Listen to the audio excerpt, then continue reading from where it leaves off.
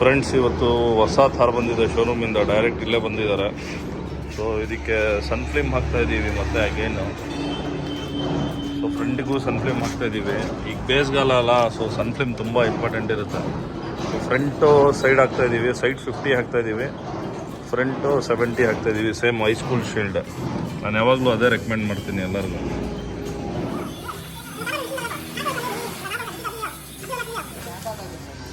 ಹಾಂ ಹಾಂ ಪೈಸಾ ನೀಟಾಗಿ ಕ್ಲೀನ್ ಮಾಡ್ಕೋಬೇಕು. ಫ್ರಂಟ್ ಸನ್ಫ್ಲೇಮ್ಗೆ ಎಸ್ಪೆಷಲಿ ತುಂಬ ನೀಟಾಗಿ ಕ್ಲೀನ್ ಮಾಡಿ ಹಾಕಬೇಕಿದು.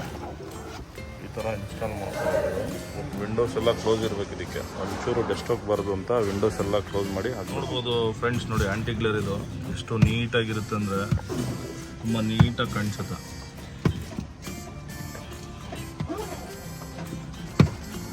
ಸೊ ಡ್ರೈವಿಂಗ್ ಏನು ಡಿಸ್ಟರ್ಬೆನ್ಸೇ ಇರಲ್ಲ ನಿಮಗೆ. ಬಟ್ ಹೀಟ್ ಕಂಟ್ರೋಲ್ ಇರುತ್ತೆ. ಡ್ಯಾಶ್ ಬೋರ್ಡ್ ಎಲ್ಲ ಹೀಟ್ ಆಗಲ್ಲ. AC ಚಿಲ್ನೆಸ್ ಎಲ್ಲ ಚೆನ್ನಾಗಿರುತ್ತೆ.